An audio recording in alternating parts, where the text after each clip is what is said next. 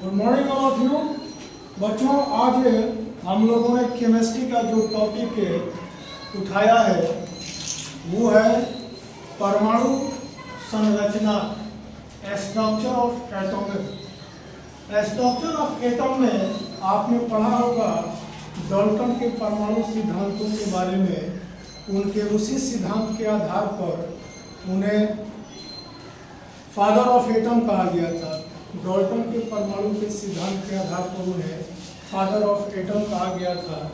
उसके बाद बहुत सारे प्रयोग हुए और उस निष्कर्ष पर हम लोग पहुँचे कि किसी भी तत्व के परमाणु में बहुत सारे छोटे छोटे कण, लगभग 200 से ज़्यादा कण पाए जाते हैं, लेकिन उन सभी कणों में परमाणु के मौलिक कणों के बारे में हम लोगों ने जानकारी प्राप्त किया था कि परमाणु के मौलिक कण इलेक्ट्रॉन, प्रोटॉन और न्यूट्रॉन होते हैं। किसी भी तत्व के परमाणु के मौलिक कण इलेक्ट्रॉन, प्रोटॉन और न्यूट्रॉन होते हैं। आज हम लोग जिस प्रयोग के बारे में अध्ययन करने जा रहे हैं उसका नाम है गैसों से होकर विद्युत विसर्जन। जब ये प्रयोग हम लोग करते हैं तो इलेक्ट्रॉन का आविष्कार और कैथोड किरणों की उत्पत्ति के बारे में हमको जानकारी प्राप्त होती है, जो बहुत ही केमिस्ट्री का परमाणु संरचना से संबंधित मुख्य बिंदुओं में से आता है। आप देख रहे हैं बोर्ड पर एक प्रयोग के लिए डायग्राम तैयार किया गया है। यह एक विसर्जन नली है जिसमें दो तरह के कैथोड को लिया गया है।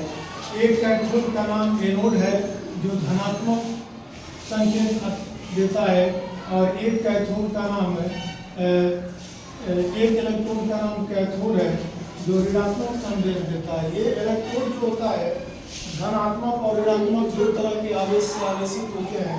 आप देख रहे हैं बोर्ड पर पढ़ाएगा कि कैथोड किरणें या इलेक्ट्रॉन का आविष्कार किस प्रकार है।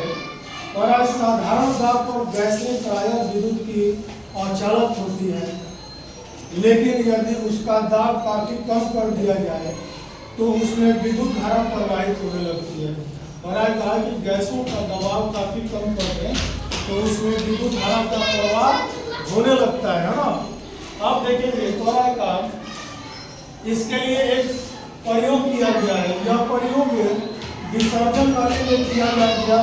विसर्जन नली में कम दाब, उस दाब का मान लगभग 0.01 mm और गैसें ली जाती है तथा धातु के दो इलेक्ट्रॉन के बीच उच्च विभवांतर मतलब हाई वोल्टेज, उच्च विभवांतर मतलब हाई वोल्टेज अर्थात 10,000 वोल्ट से ज़्यादा की धारा जब प्रवाहित की जाती है, ऐसा करने से कैथोड से एक अदृश्य किरण निकलती है।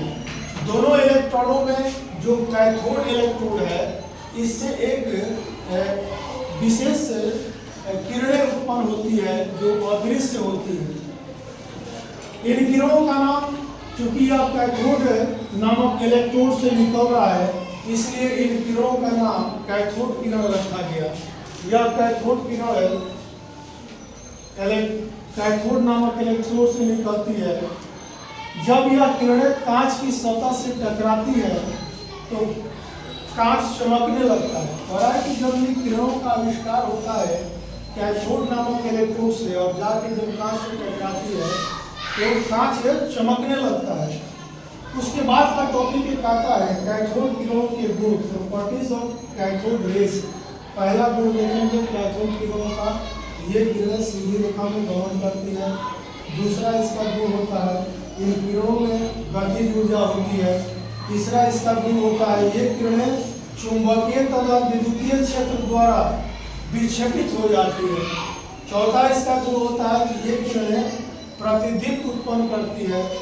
पांचवा इसका ये गुण है कि ये किरणें एक्स रेज उत्पन्न करती है। एक्सरे जो हम लोग कराते हैं टूटी फूटी हड्डियों की जांच के लिए जो एक्सरे हम लोग कराते हैं उन किरणों का आविष्कार यहीं से होता है। छठा करा ये किरणें फोटोग्राफिक प्लेट को प्रभावित कर देती है। और लास्ट वाला टॉपिक इसका होता है गुण कि ये किरणें आयनीकृत करती है, मतलब यह जिन क्षेत्रों से होकर गुजरती है उनमें पड़ने वाली गैसों को आयनीकृत कर देती है। इस प्रकार हम लोग कैथोड किरणों के आविष्कार और द फादर ऑफ एटम के बारे में जानकारी प्राप्त करते हैं। ये जानकारी आपके लिए काफ़ी अति आवश्यक था।